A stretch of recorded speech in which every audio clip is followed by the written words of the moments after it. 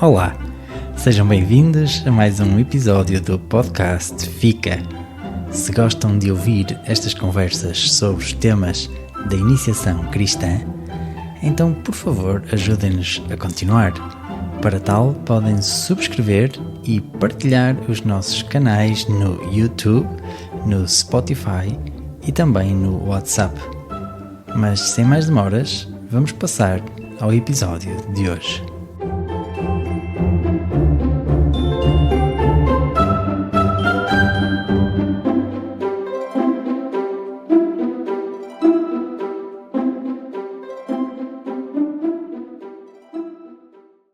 Olá a todos, sejam bem-vindos ao podcast Fica. Eu sou o José Pedro e este é o 9º episódio de 12 deste primeiro módulo em que estamos a tentar responder àquela pergunta: o que é que aconteceu antes de Jesus nascer?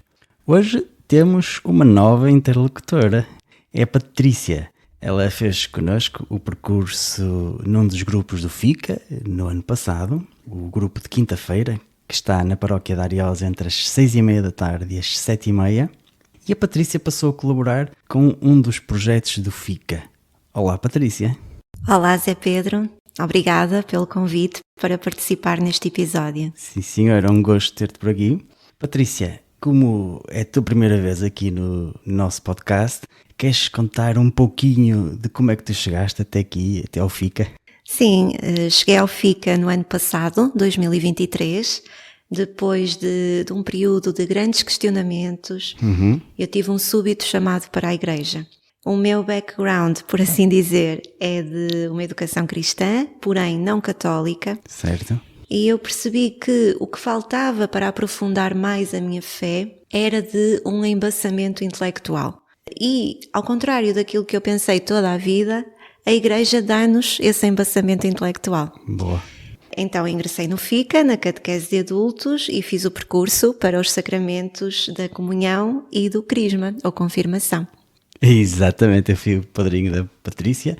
Já agora explico, a Patrícia foi crismada com mais 15 pessoas, que o grupo do Fica o ano passado teve, e lá foi em julho. Sim. E de vez em quando eu aceito estes desafios de ser padrinho do sacramento de algumas das pessoas que fazem este percurso e que me convidam, e eu com muito gosto aceito, porque no crisma o padrinho essencialmente é a testemunha, aquele que acompanha o percurso da pessoa. Sim. Muito bem, depois do Fica fizeste o percurso e alguém, que eu não sei quem é, decidiu lançar-te um desafio para dinamizar um projeto que o Fica já tinha iniciado em 2023, que se chama Mostra-me. Queres falar um pouquinho sobre isso aos nossos ouvintes, Patrícia? Claro. O Mostra-me é um projeto que, como tu próprio dizes, ele quer dar a conhecer os santos da porta ao lado. Ou seja, este projeto pretende realmente mostrar que a santidade não é só para alguns, mas para todos aqueles que querem seguir a Cristo de perto. Pois. Então nós temos um especial enfoque nos jovens santos, como é o caso do Carlo Acutis, e iniciamos já uma exposição itinerante que leva esta mensagem e dá a conhecer a vida do Carlo mais de perto. Muito bem. Eu estou responsável pelas redes sociais, páginas do Facebook e Instagram, que no momento estão um pouquinho mais paradas, mas que serão dinamizadas em breve. Sim, já agora, Patrícia, o endereço é fácil de obter, portanto é facebook.com/mostra.me.pt. E do Instagram exatamente as mesmas coisas, não é?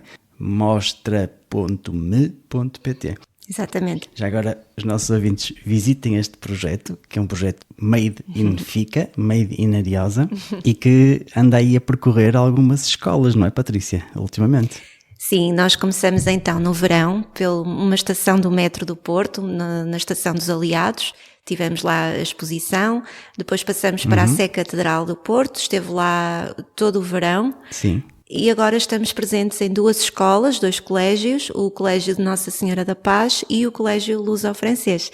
Portanto, esta exposição está muito de perto com aquele que é o nosso objetivo, que é de chegar aos jovens. Sim, e esta exposição em breve irá visitar outras escolas. Assim nos convidem, nós vamos lá.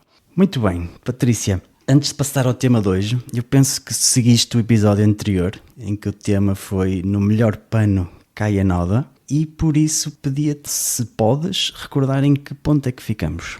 Sim, eu ouvi com atenção. Falaram do período próspero de Israel, associados aos reis Davi e Salomão, o seu filho. Eu gosto muito dessa parte da Bíblia. Ambos tiveram uma grande ascensão, um grande brilhantismo e depois seguiu-se uma grande decadência. Certo. E o episódio terminou por volta de 931 a.C., em que houve um problema da sucessão neste reino de Israel após a morte de Salomão. Certo. Uns queriam um dos filhos de Salomão, o Roboão, enquanto outros preferiam outro dos filhos, o Jeroboão, para reinar. Certo. Não há unanimidade e a terra de Israel vai ficar dividida em 2 reinos. O reino do norte, que é Israel, propriamente dita, cuja capital é Samaria e tem Jeroboão como rei. Certo. E depois o reino do sul, que é Judá, cuja capital é Jerusalém e o seu rei é Roboão. Sim, veremos que esta separação destes 2 reinos vai durar cerca de 200 anos e vai deixar marcas profundas nesta fé do povo israelita, a fé que eles tinham desde há muitos séculos num só Deus. Porque os reis e os seus súbditos nem sempre continuaram preocupados em viver de acordo com aquela aliança que Deus tinha estabelecido com os seus antepassados. E então eles vão ficar cada vez mais voltados para práticas de idolatria, ou seja, adoração a outros deuses. E o que vamos ver hoje é que sucessivas vezes isso vai acontecer na Bíblia, não é? Sim, durante este período de divisão, tanto os reis como os súbditos, ou seja, o povo, eles esqueceram muitas vezes o que era o essencial.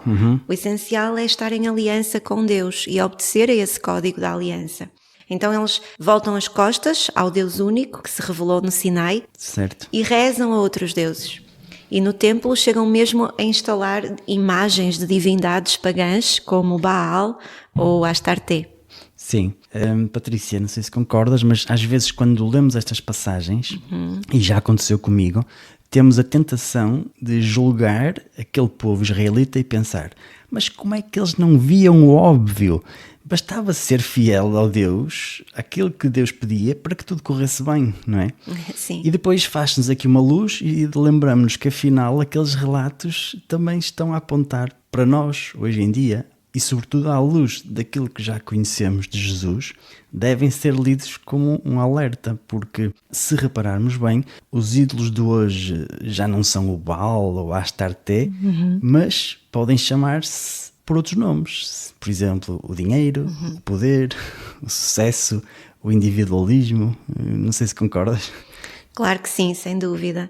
A idolatria, temos que entender o que é que esta palavra significa de verdade. Idolatria é o ato de colocar algo ou alguém no lugar de Deus, ou seja, não só alguém, pode ser algo. Sim, exato. Então, os ídolos de hoje, quais são, na grande maioria das vezes? A fama, a validação dos outros, o tão almejado sucesso, seja lá o que isso signifique, Certo. as redes sociais e tantas outras coisas. Sim, não podia concordar mais.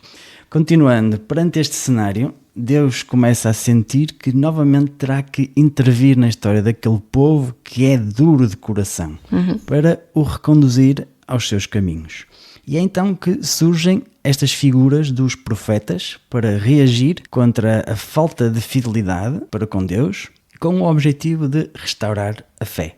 Estes profetas chamam a atenção do povo e dos reis, ameaçando-os com consequências, com castigos que no fundo resultam do afastamento dos planos daquela aliança que estavas a falar há pouco. Sim, quando se fala de profetas, os primeiros notáveis a aparecer na Bíblia foram aqueles que tu e a Ana falaram no último episódio. Sim. O profeta Samuel, que foi contemporâneo do reinado de Saul e inclusive também chegou a conhecer o rei Davi. Certo. E depois também o profeta Natã, que orientou mais de perto o rei Davi e o seu reinado. Bastantes anos mais tarde surge o profeta Elias, cujo ministério está nos 2 livros de Reis. Sim, ou seja, vai surgir aqui um dos personagens mais célebres do Antigo Testamento logo depois daquele trio maravilha, a brincar, não é? O Abraão, o Moisés e depois o famoso rei David, não é? Portanto, a seguir é o profeta Elias, que no Catecismo da Igreja Católica está designado como o pai dos profetas, da geração dos que procuram a Deus, dos que buscam a sua face. Este Elias, tal como Moisés, foi um grande amigo de Deus.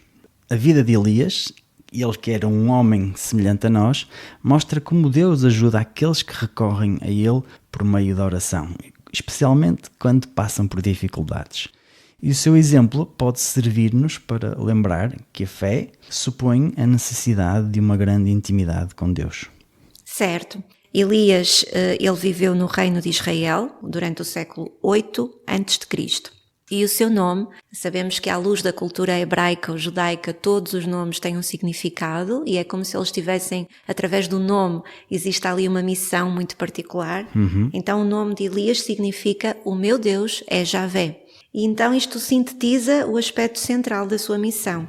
Lembrar que Javé é o único e verdadeiro Deus e que só a ele se deve dar culto. E ele fala precisamente quando o rei Acabe, por influência da sua mulher Jezabel, adorava um Deus estrangeiro e o culto ao verdadeiro Deus estava a conviver com a idolatria. Certo. Eu tenho aqui essa passagem do primeiro livro de Reis, capítulo 16, vou ler aqui. E fez Acabe, filho de Onri, o que era mal aos olhos do Senhor, mais do que todos os que foram antes dele. E sucedeu que, como se fora coisa leve andar de pecados de Jeroboão, ainda tomou por mulher a Jezabel, filha de Etbaal, rei dos Sidónios, e foi, e serviu a Baal, e se encurvou diante dele. Portanto, este casal introduziu em Israel a adoração ao deus Baal. E o rei Acabe, inclusive, chegou a construir um templo para Baal na Samaria, a capital do Reino do Norte. Sim. O Papa Francisco, numa das audiências gerais, em 2011, refletiu sobre este contexto que estavas a acabar de referir.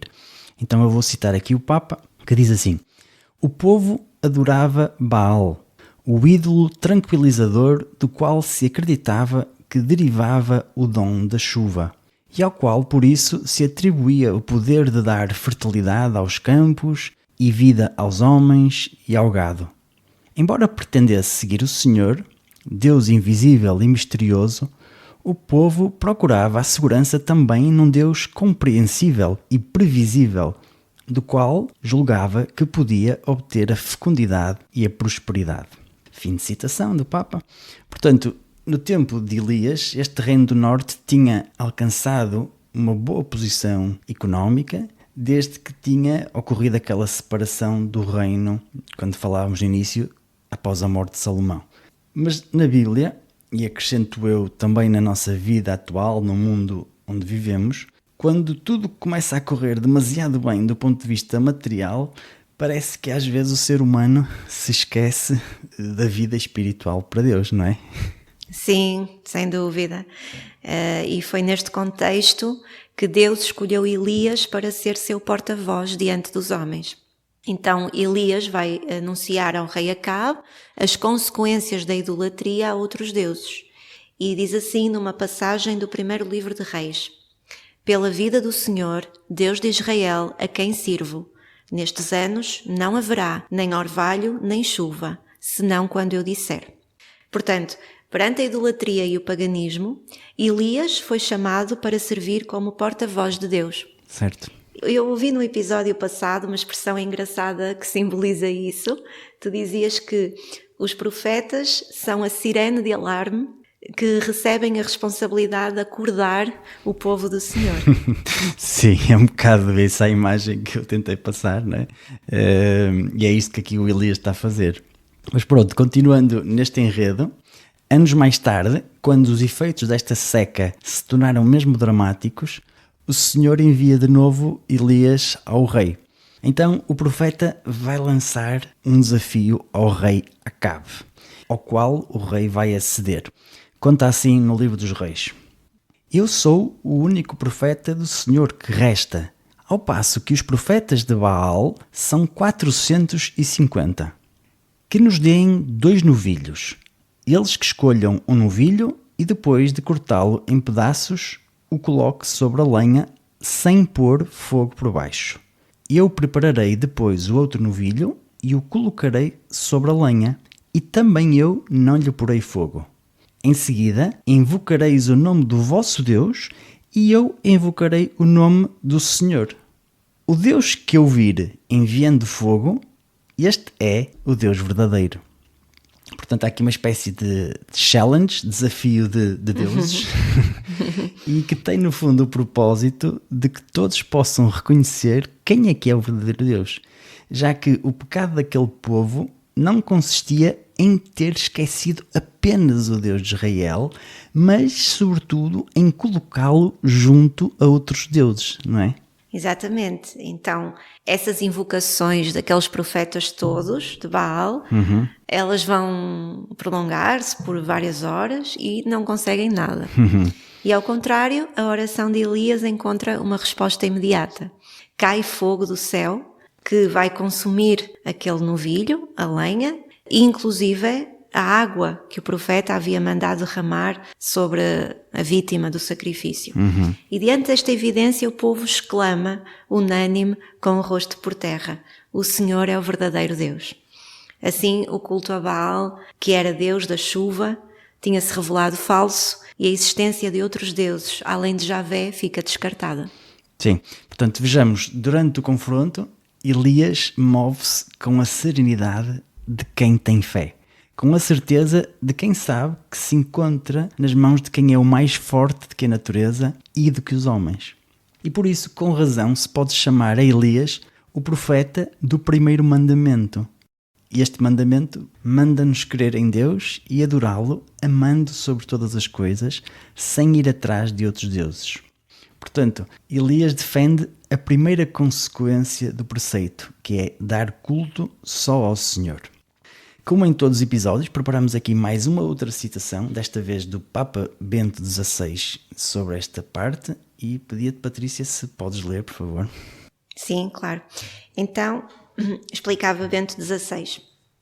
Somente assim Deus é reconhecido por aquilo que é, absoluto e transcendente, sem a possibilidade de lhe pôr ao lado outros deuses que o negariam como absoluto, tornando-o relativo. Esta é a fé que faz de Israel o povo de Deus. Trata-se da fé proclamada no conhecido texto do Shema Israel. Ouve, ó Israel, o Senhor nosso Deus é o único Senhor.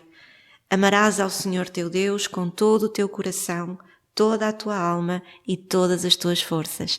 Isto está no livro de Deuteronômio 6, 4 a 5. Sim, é a oração que todos os israelitas rezavam durante séculos e ainda rezam, não é? Já agora faço aqui uma inconfidência. A Patrícia gosta muito de ver os episódios de The Chosen, eu também gosto. E um dos episódios abre com esta oração, o Shema Israel. É assim, não é? Não estou a dizer nenhuma coisa errada, não é? É sim. Sim, portanto vemos que Jesus era um israelita, não é? Com certeza. Então, vejamos que perante este contexto, o homem não pode pôr aquele que é o único Deus junto a outros deuses. Mesmo que tenham passados muitos séculos e as atuais circunstâncias do nosso tempo sejam diferentes daquele tempo do antigo Israel, a tentação de tirar Deus do lugar que lhe corresponde continua hoje em dia tão presente como naquela altura. Ao descobrir a nossa própria vida outros interesses, gostos ou preocupações que tendem a ocupar o primeiro lugar na cabeça ou no coração. Dizes há pouco as redes sociais, por exemplo, ou a fama, não é? Sim. Portanto, podemos pedir ao Senhor que avive a nossa fé e a torne realmente operativa, de modo que nada, nem uma criatura, nem um pensamento ou desejo nosso, diminua a dedicação total que lhe devemos, não é assim, Patrícia? Sim, com certeza. Eu diria que nós, para vivermos uma vida verdadeiramente completa e plena, temos que colocar Deus em primeiro lugar. Deus não deve ser para quando nós temos tempo. Pelo contrário, Deus deve ser o Senhor do nosso tempo. Parece aqui que estou a filosofar, mas realmente é esta a verdade. E como nos ensinou Jesus, buscai primeiro o reino de Deus e tudo o resto vos será acrescentado. Isso é muito bonito, essa passagem. Sim. É mesmo isso. Muito bem. Também sobre este tema, o Papa Francisco, numa homilia em 2014, recordou-nos o seguinte: cada um de nós, na própria vida, de maneira consciente e talvez às vezes sem dar-nos conta, tem uma ordem muito precisa das coisas consigo mesmas, mais ou menos importantes. Adorar o Senhor quer dizer dar-lhe o lugar que lhe corresponde.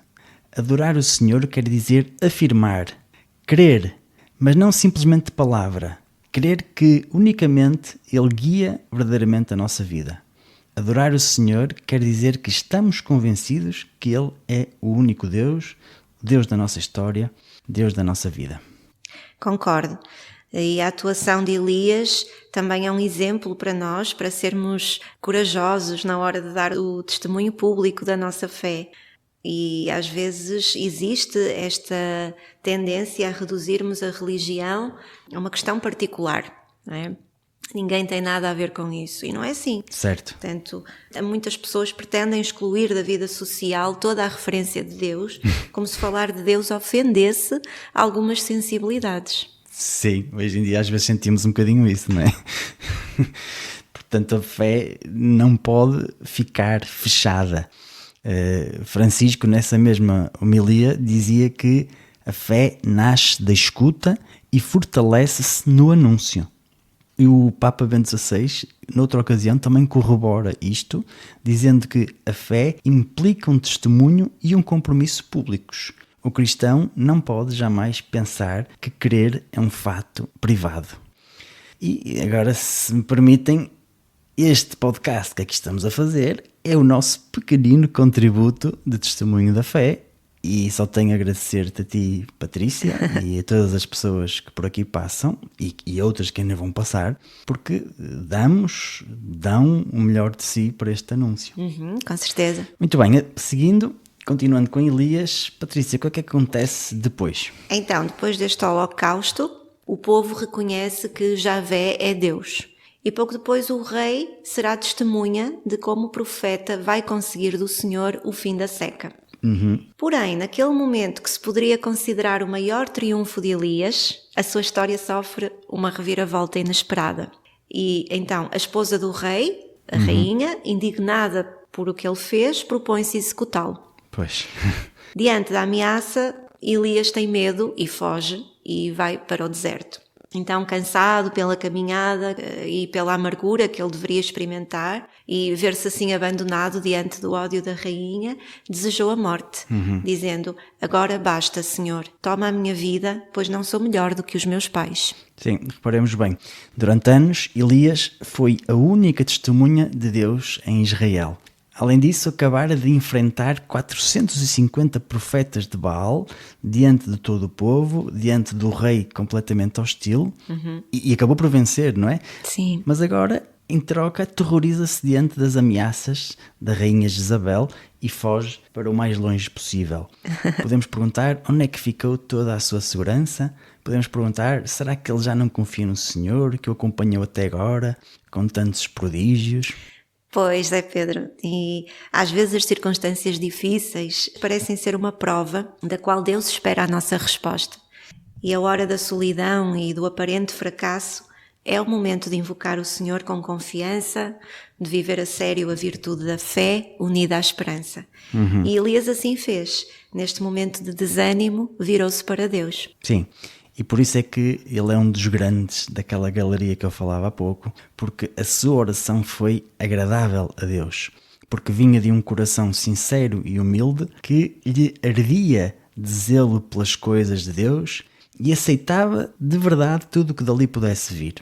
E diante desta oração, a resposta não demora a chegar. Por 2 vezes, Deus envia um anjo que o acorda e que manda que ele coma e beba. E Elias levantou-se, comeu e bebeu, assim diz a Bíblia, e com a força desse alimento andou 40 dias e 40 noites até chegar ao Horeb, o monte de Deus. Agora acrescento eu que Nosso Senhor não abandona ou não costuma abandonar aqueles que trabalham por Ele, não é? Sim, Zé Pedro, e este regresso de um profeta leal a Deus àquele lugar é muito significativa. E lá Deus concedeu ao profeta Elias uma nova visão e novas instruções. E aqui fica evidente a preponderância de Elias para o povo israelita na defesa da tradição de Moisés e também como figura exemplar que persevera na fidelidade e à qual Deus responde sempre. Sim, Elias foi um homem de Deus e Deus sustentou-o nestas adversidades. Deu-lhe os meios que ele necessitava para cumprir a sua missão. No fundo, faz um contraste grande com os profetas pagãos que talvez pensassem que bajulando a rainha Jezabel e dobrando os joelhos diante da divindade de Baal, da falsa divindade, assegurariam para si uma vida tranquila. Mas não foi assim, não é? Podemos refletir que não há maior liberdade para o homem do que a de reconhecer a sua condição de criatura e adorar o Deus verdadeiro. Esse é o remédio mais eficaz contra todas as idolatrias.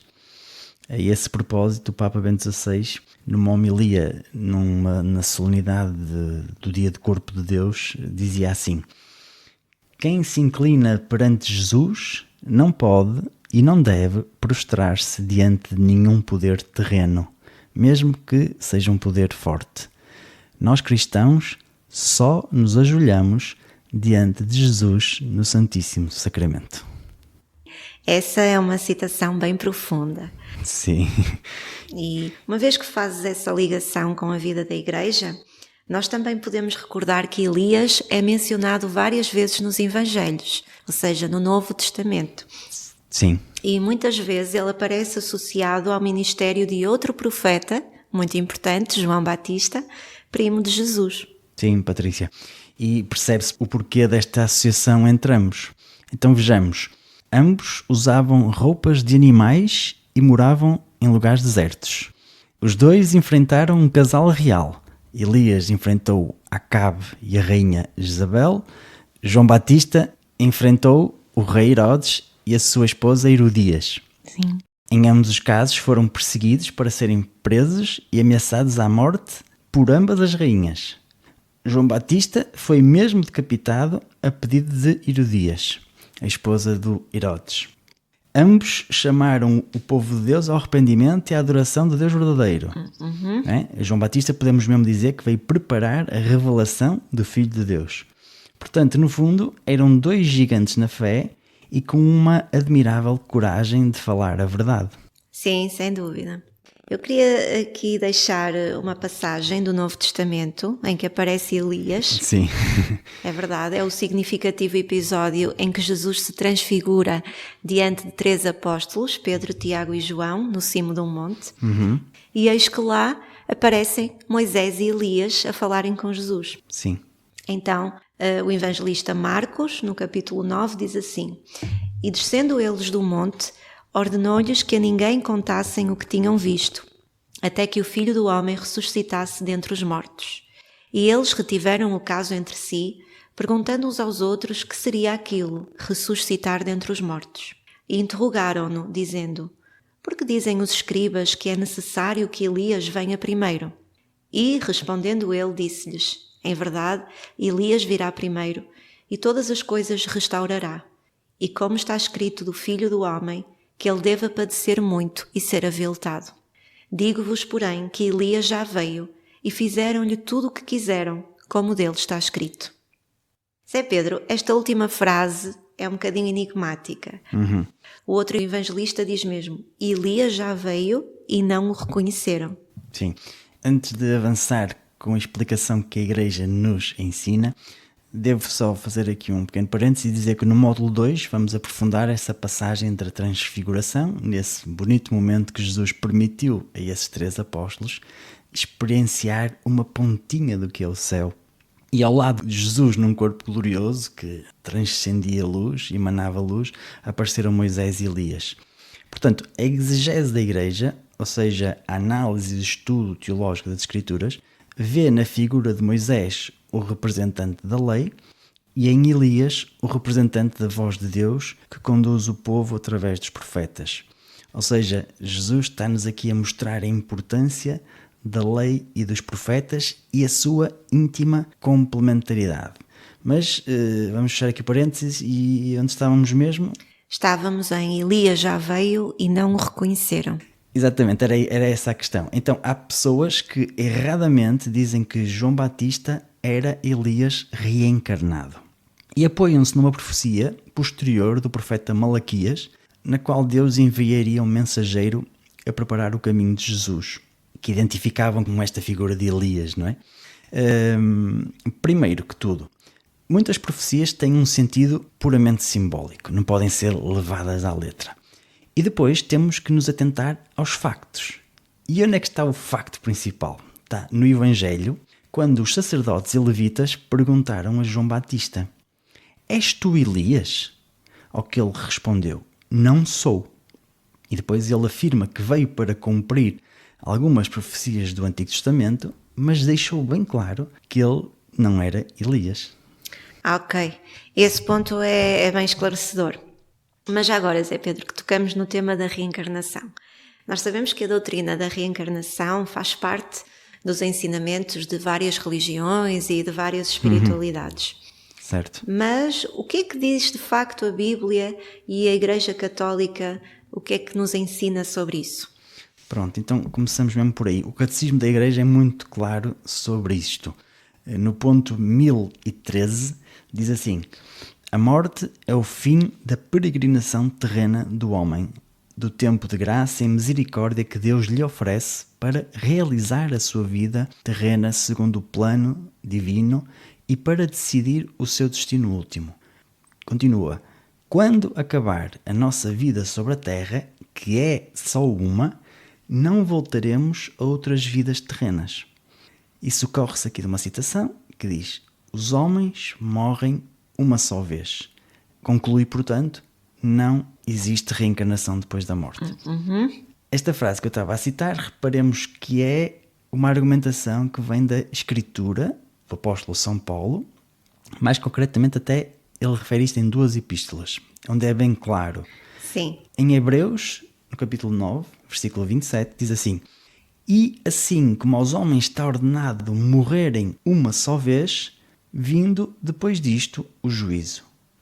Depois em Coríntios, no segundo livro de Coríntios, capítulo 5, versículo 10, diz assim: depois da morte vamos ser julgados por Jesus segundo o bem ou o mal que tiver feito por meio do corpo. Notemos bem, ele não disse por meio dos corpos. Sim, fica bem claro. E numa ocasião eu li que o problema maior da doutrina da reencarnação é a ideia de aperfeiçoamento através de várias vidas. E essa noção nega a doutrina contida na Bíblia, que é a salvação obtida pela graça de Deus. Mesmo se fosse possível viver 1000 vezes, o homem não seria capaz de se salvar sozinho. A nossa salvação depende da graça do Salvador. Apenas Jesus é o caminho, a verdade e a vida. Epá, muito bom ponto, é mesmo isso. Ou seja, nós sozinhos não vamos a lado nenhum. Sim, sem dúvida. Muito bem. Em relação ao profeta Elias, vamos ficar por aqui. E como terminamos esta parte, penso que é uma boa altura para fazer a nossa pausa habitual antes de avançarmos para outros profetas. O que te parece? Sim, parece bem. Vamos descansar um bocadinho e a seguir começamos a falar de outros livros da Bíblia e de outros profetas. Ok, até já. Até já. Formação, catequese, igreja. Eu não sei se isto é para mim. Olha, nós achamos mesmo que sim, porque... Citando uma frase conhecida, a Igreja Viva não é um clube de gente perfeita. Pela vontade de Jesus, é um lugar para a mudança gradual de gente comum. Tal como nós, tal como tu. Fica conosco.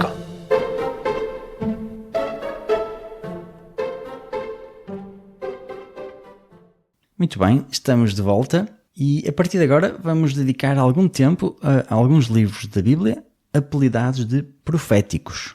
O enredo aqui da nossa história deixa de estar agrupado num livro de narrativas, como era o caso do livro dos Reis, ou das Crónicas, ou do Gênesis, ou até do Êxodo, e passamos a dedicar atenção a alguns livros específicos cuja escrita foi atribuída a diversos profetas.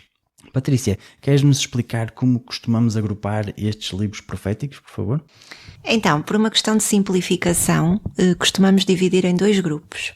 Os chamados profetas menores, que são 12, e são eles Amós, Oseias, Joel, Abdias, Jonas, Miqueias, Naum, Abacuque, Sofonias, Ageu, Zacarias e Malaquias.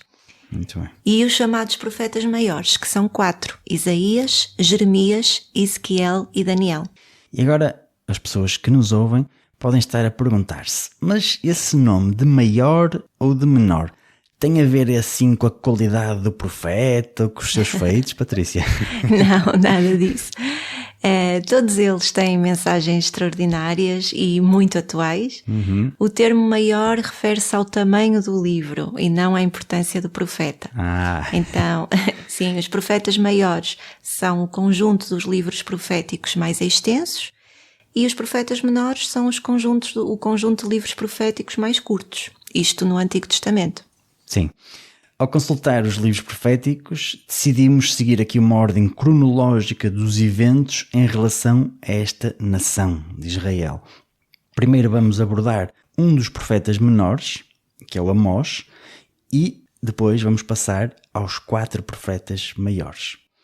Em relação à primeira parte do episódio, em que abordamos o período de Elias, vamos dar aqui um salto de 100 anos. E vamos começar pelo Reino do Norte, mais ou menos em 800 a.C., não é, Patrícia? Sim, agora vamos falar do profeta Amós.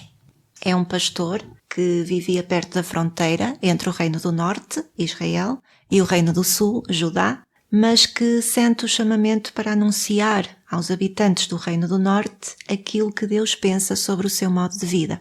E este homem não tem papas na língua. Sim, vamos já ver que não tem mesmo. O Reino do Norte tinha-se separado do Reino do Sul cerca de 150 anos antes. Agora, neste momento, o rei era Jeroboão II, que era um líder que estava a ter muito sucesso porque conquistava novos territórios para Israel e gerou com isso muita riqueza, mas aos olhos dos profetas ele foi um dos piores reis de todos os tempos, não é? Sim, e chegado a este ponto, Amós sentiu este chamamento para ir até Betel, uma cidade importante para o norte do reino, onde havia um grande templo, para anunciar a palavra de Deus ao povo. E é uma mensagem que ainda hoje precisamos ouvir. Sim, é mesmo verdade. Mas vejamos o contexto. O Reino do Norte situava-se numa região bastante fértil. Era grande este progresso a nível económico. Eu, numa das aulas nos anos anteriores, costumava brincar com esta comparação entre Norte e Sul. E alguém me dizia que parece o que acontece em Portugal. Os do Norte trabalham e geram riqueza e os do Sul só têm a capital. Pronto, fechando aqui a brincadeira, espero que nenhuma pessoa do Sul leve a mal. Apesar da prosperidade deste Reino do Norte, as pessoas perdiam a sua fé no Deus único e adotaram o culto e os costumes pagãos, como vimos ao bocado no outro período da história. E, nesta altura, também a própria família real construiu templos aos ídolos pagãos, não é?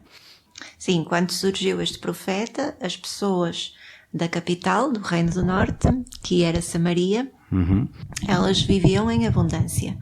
Então tinham casas magníficas, móveis preciosos, e elas aproveitavam ao máximo a riqueza. Mas ao lado destes ricos havia gente miserável. E os ricos não pensavam neles sequer. Havia uma grande injustiça social. E o profeta surgiu para denunciar esta maldade e fê-lo em nome de Deus. Sim, o profeta acusa estes ricos de Israel de permitirem graves injustiças neste país, especificamente porque eles estão a permitir que os pobres sejam vendidos em escravidão e em seguida negam a representação jurídica destas pessoas. E no fundo aqui o profeta pergunta-se: é esta a família que Deus resgatou da opressão e da escravidão no Egito? E diz isto basicamente: a partir de agora acabou-se. Deus não tolera mais estas atitudes. Exatamente. Então este profeta expõe a hipocrisia religiosa dos ricos e descreve como eles participavam em atos religiosos, fazendo ofertas e sacrifícios, enquanto ao mesmo tempo negligenciavam os pobres. E Amós diz que Deus detesta esta atitude, porque é uma farsa. A adoração deles está completamente desligada da forma como tratam as pessoas. Sim, essas palavras até nos causam aqui algum rebuliço interior, não é? Parece que isto é tudo muito atual. É atual. O profeta é o veículo segundo o qual Deus faz ver que um relacionamento verdadeiro com este Deus tem que transformar os próprios relacionamentos com as pessoas. E Amós usa uma imagem para atingir esta que deve ser a adoração verdadeira. Nesta metáfora, a justiça deve fluir como uma enchente e a honestidade como um rio que nunca acaba. Patrícia, eu sei que tu gostas muito de saber coisas sobre o passado e a cultura deste povo judeu. Sim. Queres-nos explicar estas duas palavras, uma vez que são bastante importantes para os profetas do Antigo Testamento? Sim, a honestidade, ou em hebraico tzedakah, que é justiça social, ela refere-se a um padrão de relações justas e equitativas entre as pessoas, não importando as suas diferenças sociais. Muito bem. E a justiça, por assim dizer, em hebraico é mishpat e referem-se às ações concretas que nós devemos tomar para corrigir a injustiça e criar justiça. Sim, então vemos que estes dois termos, honestidade, tzedakah, ou justiça, mishpat, estes dois termos devem permear a vida do povo da aliança de Deus como que um riacho que enche o leito de um rio seco, não é? Exatamente. E no trecho seguinte do livro, Deus explica ao profeta: Eu escolhi vocês, Israel, dentre todas as famílias da terra. É uma referência ao capítulo 12 do Gênesis, no qual Deus chamou Abraão, a família de Abraão, para que se tornasse na bênção de Deus para todas as nações. Sim. Ao ser chamada por Deus, a nação Israel ficou com uma grande responsabilidade. Por isso o seu pecado e a sua rebelião trouxeram grandes consequências. Sim, faz-me lembrar aquela frase que a Ana dizia num dos episódios anteriores em inglês, que diz assim: With great power comes great responsibilities. Com grande poder traz grandes responsabilidades. Exatamente. E nos capítulos seguintes Deus diz que vai consumar a punição pelo seu pecado desta nação, em consequência de Israel e do seu rei terem rejeitado Amós e os outros profetas. Deus enviará o chamado Dia do Senhor. Isto significa um ato de justiça contra Israel. Amós profetiza que uma nação poderosa irá conquistar Israel e levará os habitantes para o exílio. E de facto assim aconteceu. Cerca de 20 anos após a morte deste rei Jeroboão II, portanto estamos a situar-nos no ano 721 a.C., o Reino do Norte foi conquistado pelos assírios. A capital foi tomada e todas as grandes personalidades do reino foram deportadas. Entretanto, o profeta Amós, ele próprio, foi expulso da cidade de Betel. E podemos concluir que a sua palavra acaba por ser escutada por alguns, mas infelizmente foi abafada pelo barulho da maioria. E como dizíamos há pouco, esta mensagem ainda hoje é muito atual, pois infelizmente ainda hoje há pessoas injustas que participam em celebrações cristãs e ao mesmo tempo esmagam os pobres ou desfavorecidos, não é? Sim, com certeza. A pessoa que vai à igreja, mas que nem olha para o pobre que está ali a pedir uma esmola. Sim. Os avisos ao povo de Israel e aos seus reis não faltaram. Depois de ter falado pela boca de Amós, então Deus enviou outros profetas ao seu povo para lhes falar em seu nome. Sim, e nesta altura a sul, o reino de Judá ainda mantinha a sua soberania e se calhar até podíamos pensar que, como aquela era a dinastia ou a casa real de David, as coisas iam correr sempre bem, não é, Patrícia? Sim, certo. Embora os habitantes do Reino do Sul fossem descendentes da dinastia de Davi e detinham o Templo de Jerusalém, que é o símbolo da presença do Senhor, nem sempre foram fiéis à aliança. E por isso também a Sul começaram a aparecer alguns profetas a denunciar o mal e a tentar chamar o povo para a missão que recebeu como povo eleito. Sim, no Reino do Sul existia sobretudo aquilo que podemos chamar de formalismo dos ritos religiosos, isto é, um culto a Deus feito de rituais, que embora muito solenes, infelizmente em nada influenciavam o modo de viver das pessoas. Ou seja, no meio deles também existiam imoralidades, também existiam atitudes de vida contrárias aos mandamentos da lei de Deus. E é neste contexto que por volta de 765 a.C. nasceu em Jerusalém um jovem chamado Isaías. Portanto, olhando para as datas, vemos que ele é contemporâneo de Amós, mas este Isaías não é um pastor como Amós, não é, Patrícia? Não, de facto é bem diferente. Isaías pertence a uma família nobre, ele habita em Jerusalém e é conselheiro do rei. Então Isaías ele fala para os líderes de Judá em nome de Deus e advertiu aqueles líderes que a sua rebelião contra a aliança teria uma consequência. Deus usaria os grandes impérios da Assíria e depois da Babilónia para julgar Jerusalém se eles persistissem na idolatria e na opressão dos pobres. Sim, mas esse anúncio felizmente foi combinado com uma mensagem de esperança. Isaías acreditava profundamente que um dia Deus cumpriria todas as promessas da aliança. O mesmo é dizer que ele enviaria um rei da linhagem de David para estabelecer o reino de Deus.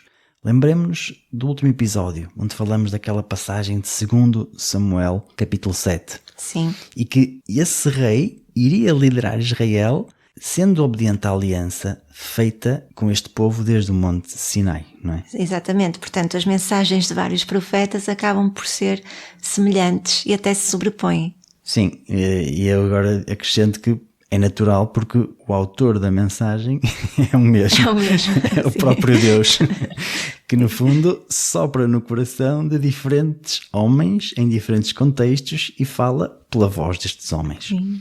Portanto, vamos só situar aqui, este livro do profeta de Isaías é o maior dos livros proféticos, se um dia folhearem.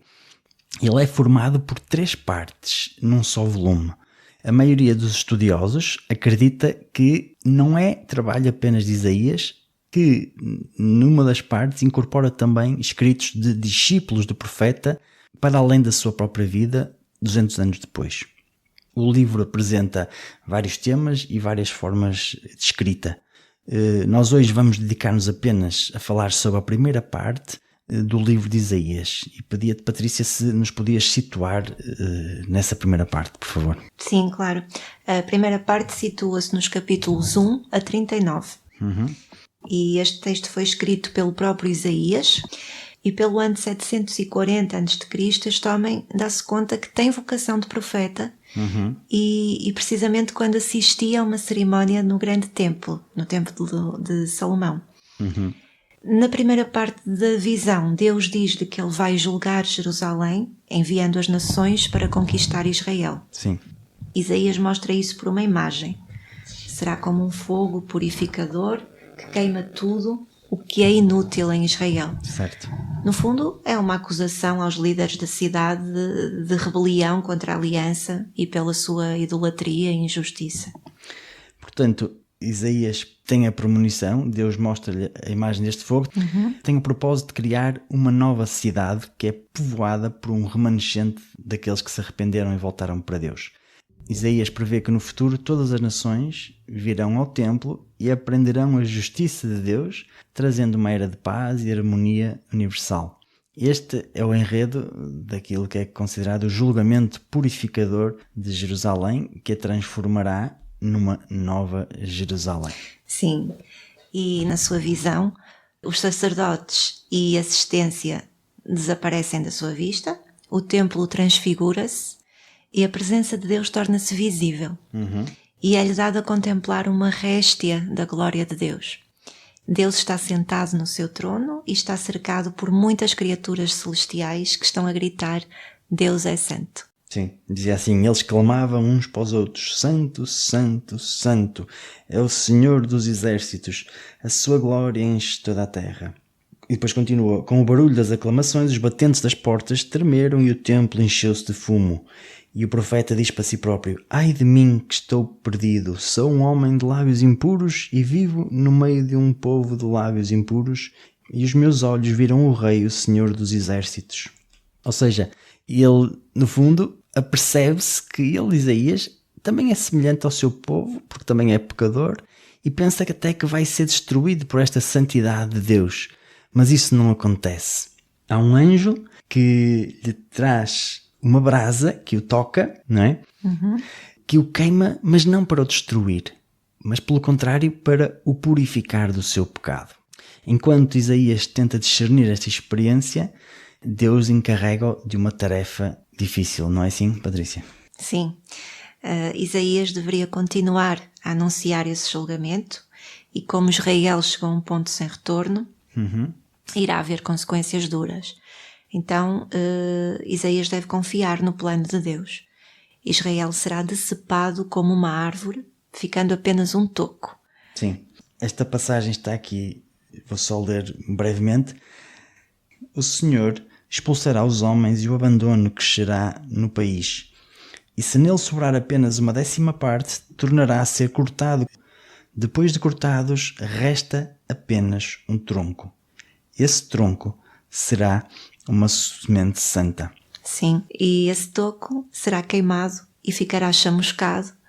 Mas Deus diz que esse toco fumegante é uma semente santa que irá sobreviver no futuro. Sim, mas o que é que significará esta semente santa? E podemos ver, Patrícia, que a resposta vem a seguir, não é? Exatamente. Isaías confronta Acaz, rei de Jerusalém, descendente de David, e anuncia a sua queda. Deus diz que o império da Assíria cortará Israel e devastará aquela terra, mas ele também diz que há esperança, por causa das promessas anteriores feitas a Davi. Exatamente. Após essa destruição, Deus enviará um novo rei chamado Emanuel, que significa o Deus conosco. E este reino de Emanuel vai libertar o povo de Deus da violência e da opressão. Sim. Isaías descreve este rei vindouro como um pequeno rebento que emergirá do velho toco da família de David. Por volta do Natal, há umas leituras que nós fazemos em que se recorda esta profecia de Isaías, no capítulo 9, no início, que diz: o povo que andava nas trevas viu uma grande luz, e uma luz brilhou para os que habitavam num país tenebroso. E mais à frente diz: porque para nós nasceu um menino, um filho nos foi dado, sobre o seu ombro está um manto real. Chama-se Conselheiro Maravilhoso, Deus Forte, Pai para sempre, Príncipe da Paz. Grande será o seu domínio e a paz não terá fim sobre o trono de David e seu reino firmado e reforçado com o direito e a justiça, desde agora e para sempre. Portanto, é a profecia da vinda deste Emanuel, não é? Sim, Zé Pedro. E agora os nossos ouvintes provavelmente já perceberam que daqui vem o título do nosso episódio de hoje: A Árvore decepada e o Rebento. Sim, é mesmo isso. Este pequeno rebento, que nasce de um toco chamuscado, é o rei, que será capacitado pelo Espírito de Deus para governar uma nova Jerusalém e trazer justiça para todas as nações, transformando toda a criação e trazendo paz. Sim, no capítulo 11 de Isaías, o início diz assim: do tronco de Jessé sairá um ramo, um rebento nascerá das suas raízes. Sobre ele pousará o Espírito do Senhor. E continua. Eu não vou ler aqui o restante porque a Ana, no último episódio, já leu este magnífico poema do Isaías e, portanto, também este é um dos textos mais lidos nas liturgias das nossas missas, quando se falamos de Isaías. Portanto, resumindo, nos capítulos de 1 a 12 de Isaías vemos uma mensagem de julgamento, mas também, felizmente, uma mensagem de esperança. Mas, Patrícia, quando é que tudo isto irá acontecer? Mais à frente. Isaías viu que o poder do Império da Assíria seria um dia substituído pelo Império da Babilónia, uma nação ainda mais destruidora, mais arrogante, e os reis da Babilónia alegavam que eram superiores a todos os deuses. Perante isto, Deus prometeu derrubar a Babilónia e os outros vizinhos de Israel, que eram acusados do mesmo tipo de orgulho e de injustiça. Sim, Este conceito está explicado numa série de poemas que contam a história de duas cidades, não é assim? Sim, então temos a cidade arrogante, que se exaltou acima de Deus e se tornou corrupta e injusta. Essa cidade é um arquétipo da humanidade rebelde e pode ser vista como englobando as anteriores a Jerusalém corrupta, bem como a Síria e a Babilónia todas juntas. Essa cidade está destinada à ruína. Um dia ela será substituída por uma nova cidade, e é Nova Jerusalém, onde Deus reina sobre uma humanidade redimida de todas as nações e não há mais morte ou sofrimento. Sim, estes capítulos mostram como a mensagem de Isaías apontava para além do seu próprio tempo de vida. E é uma mensagem sobretudo para todos os que estão à espera que Deus traga a sua justiça sobre os reinos que oprimem e que esperamos que finalmente no futuro se instale o seu reino de justiça e de paz. Sim. Avançando para os capítulos seguintes, vemos uma série de poemas onde Isaías acusa os líderes de Israel de voltarem para o Egito em busca de proteção militar contra o Império da Assíria que os assolava. Lembremos-nos que nesta altura a Assíria estava a dizimar o reino do norte, como vimos mais atrás no nosso episódio. Mas o Isaías sabe que esta estratégia de se virar para o Egito vai correr mal, ou seja, como se costuma dizer, vai ser o tiro pela culatra, não é? Sim, estes capítulos falam em particular da história sobre a ascensão de Ezequias enquanto rei de Jerusalém e como Isaías previu que os exércitos assírios viriam atacar a cidade. Então o rei Ezequias humilha-se diante de Deus e reza pela libertação deste oponente e a cidade é miraculosamente salva da noite para o dia. Mas a ascensão de Ezequias é imediatamente seguida pela sua queda. Sim, é verdade. Entretanto, ele vai hospedar uma delegação que vem da Babilónia e tenta impressioná-los.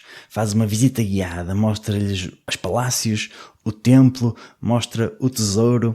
Diríamos que é claramente um esforço diplomático para tentar fazer aqui uma outra aliança política para obter a proteção da Babilónia, não é?